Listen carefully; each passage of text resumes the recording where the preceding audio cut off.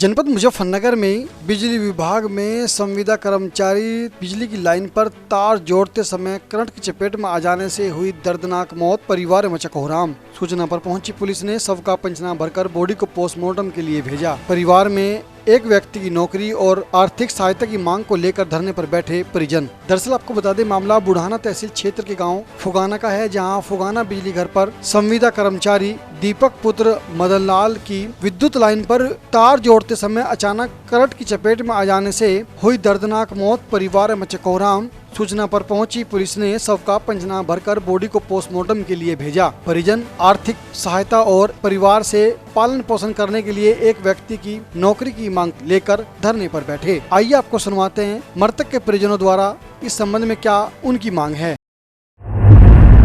गाँव तो मेरा फुगाना ही है। अच्छा, ये जो आज लड़के की डेथ हुई है, किस तरह डेथ हुई है, क्या मांग है आपकी? मांग बिजली से डेथ हुई, बिजली से ही मरा आयु। खराब करंट बिजली का लग रहा है, हाथों में लग रहा है, पैर में भी। क्या काम करता था ये? लाइनमैन। क्या मांग है बाप? मांग यह है इसके घर वालों को तो सरकारी नौकरी मिलनी चाहिए, बच्चों की सहायता मिलनी चाहिए, जो महकमा देगा वो मिलना चाहिए। यह है मांग। हम डेड बॉडी उठने देने के 3 दिन हो जाओ। धरना कब तक जाएगा? इतना मांग पूरी नहीं हो इतना धरना रहेगा। 3 दिन हो जियो, ना बिजली चलन दे किसी काम की भी, ना काम की ना खेत की, कहीं की चलन देने के।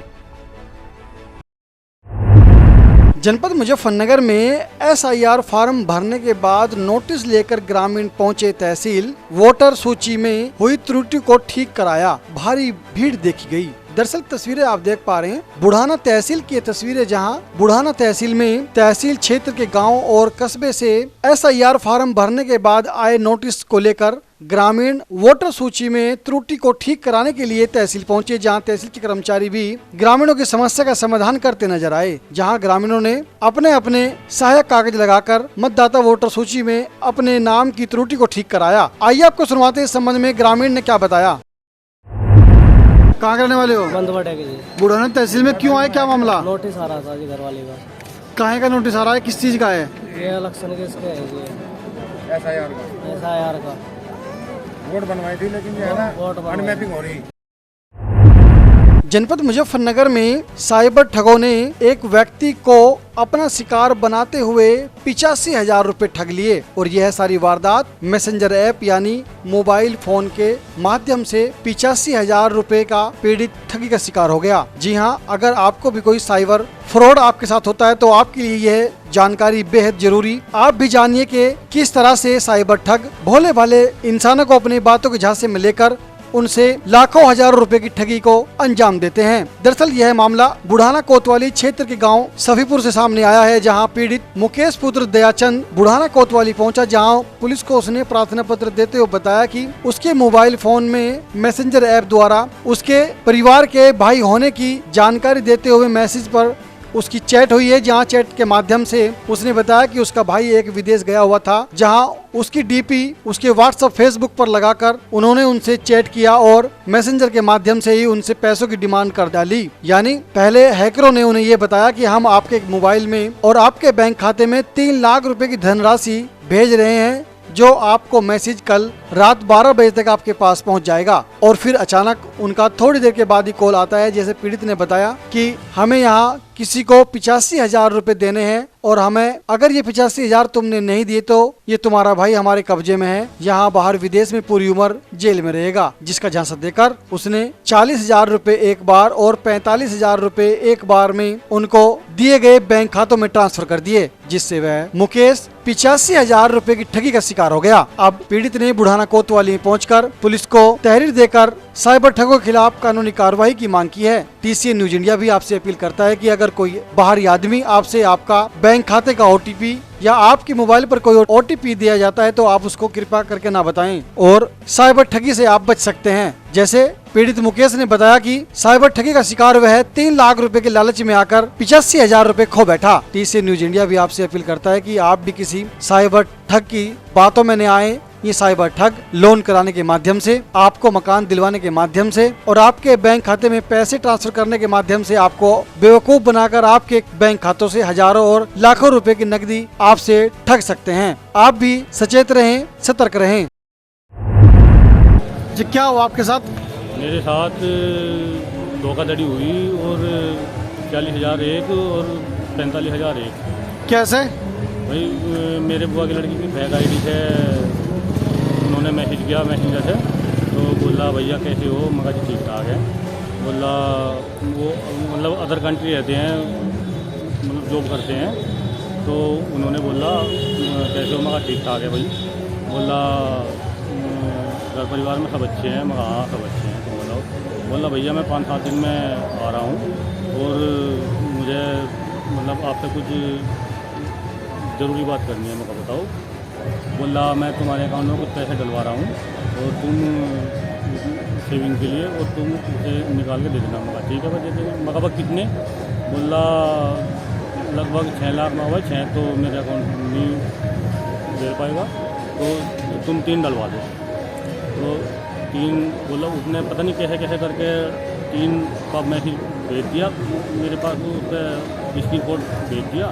तो बोला रात 12 बजे तुम्हारे पास कॉल आएगी बैंक से। एक विशाल नाम के लड़के की थोड़ी देर बाद कॉल आई। वो बोला भाई हम वहाँ से मुंबई से बोल रहे हैं और रात को 12 बजे के बाद तुम्हारे खाते में पैसे ट्रांसफ़र हो जाएंगे। और उसके बाद उसने कॉल काट दिया। कितने पैसे निकले आपके खाते में से? निकल खाते में है 40 प्लस 45, मतलब मेरे खाते में है 40। 85,000 रुपये। हाँ टोटल 85,000 रुपये। तुम्हारे भाई की फेक आईडी बना कर? हाँ भाई की पैसा। साइबर ठगों ने। हाँ जी। जनपद मुजफ्फरनगर में भूमि विकास बैंक के अध्यक्ष पद हेतु नामांकन दाखिल करे गए 3 लोगों में से 2 के हुए पर्चे निरस्त। 2 ने मीडिया को बुलाकर अपनी बात को रखा। दरअसल आपको बता दें मामला बुढ़ाना का है, जहां बुढ़ाना भूमि विकास बैंक के अध्यक्ष पद हेतु चुनाव चल रहा था, जिसमें 3 नामांकन दाखिल किए गए थे, जिनमें एक बीजेपी की ओर से विनोद सैनी, यशपाल मलिक, ओमकार सिंह ने नामांकन दाखिल किया था। लेकिन 2 नामांकन यशपाल सिंह और ओमकार का निरस्त हो जाने पर दोनों प्रत्याशियों ने मीडिया को बुलाकर अपनी बात को रखा। आइए आपको सुनवाते हैं इस संबंध में इन लोगों ने क्या जानकारी दी है और क्या आरोप उन्होंने लगाए हैं। भाई ने तो आदत पड़ रही, जहाँ जिस चुनाव में इन्हें लगे कि चुनाव हारेंगे, इनके दौरे और क्या चाह रहा उसे निरस्त करवा देंगे बस, और क्या इनके दौरे। आगे का इस राजनीति का विकल्प होगा? विकल्प क्या होगा कि झेलना पड़ेगा इन्हें। आगे चुनाव है, जिला पंचायत के भी प्रधान का, किसी भी चीज का हो, चाहे जिला पंचायत का हो, प्रधानी का तो खैर मैटर ही नहीं इस चीज से। ये तो सरकार द्वारा घिनौनी नीति है, अच्छा नहीं है। जनता के साथ कुठाराघात है और लोकतंत्र की हत्या है। तो चुनाव खुले चुनाव होना चाहिए था, ये डर गए। हार से बौखला गए अपनी, हार से बौखला कर डीएम साहब पे दबाव बनाकर मैं पर्चा कैंसिल करा दिया। हाँ कोर्ट का रास्ता देखा नहीं। एक तो सत्ता का जो है ये इन्हें दुरुपयोग करा, एक इन्हें हार का डर था कि हमारे साथ जो था पूरा समाज था, तो इन्हें हार की डर की वजह से हमारा पर्चा निरस्त करा दिया। क्या करेंगे? अगला कदम क्या होगा? अगला कदम जो है कोर्ट में जाएंगे, कोर्ट में जैसा होगा वहाँ देखेंगे। देखिए हमने भूमि विकास बैंक का चुनाव का कार्यक्रम आया था, उसमें हमने पर्चा भरा था।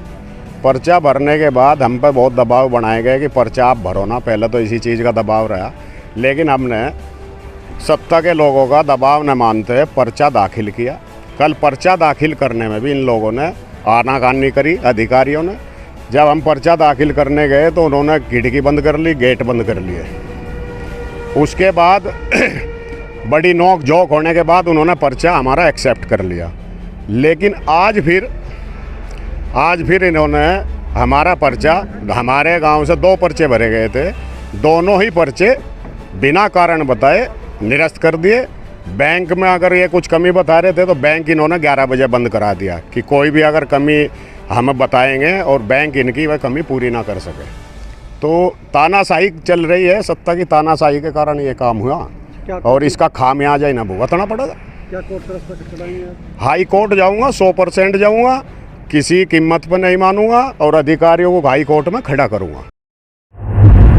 जनपद मुजफ्फरनगर में भूमि विकास बैंक के अध्यक्ष पद हेतु चुनाव में 2 नामांकन निरस्त होने पर विनोद सैनी की लगभग चेयरमैन बनना हुआ तय। दरअसल बुढ़ाना कस्बे के मंदवाड़ा रोड पर भूमि विकास बैंक के पूर्व अध्यक्ष विनोद सैनी के आवास पर उनके समर्थकों का बधाई देने में तांता लग गया, जहां उनके गले में एक के बाद एक मालाएं गिरती चली गई और उनका जोरदार स्वागत किया गया। तस्वीरें आप देख पा रहे हैं। विनोद सैनी भूमि विकास बैंक के अध्यक्ष पद हेतु नामांकन उन्होंने दाखिल किया था, जहां 2 निरस्त हो जाने पर अब वो केवल एक ही नामांकन बचा है और जो विनोद सैनी का है, यानी 3 लोगों ने अध्यक्ष पद हेतु नामांकन दाखिल किया था, लेकिन 2 पर्चे निरस्त हो जाने पर अब संभवतः विनोद सैनी भूमि विकास बैंक के चेयरमैन अध्यक्ष पद हेतु केवल वही अकेले रह गए हैं। जहां इसी बात की खुशी लोगों के पास पहुंचते ही लोगों ने उनका स्वागत करना शुरू कर दिया और गले में एक के बाद एक माला डलती चली गई, जहां उन्होंने इस खुशी को लड्डू बांटकर जाहिर की है। जहां इस कार्यक्रम में नगर पंचायत शाहपुर से पूर्व चेयरमैन परमेश सैनी, मंडल अध्यक्ष सुधीर सैनी, विनोद सैनी, जोगिंदरपुर प्रधान लुसाना, बीजेपी के पूर्व विधायक उमेश मलिक के साथ दर्जनों भर लोग कार्यक्रम में मौजूद रहे।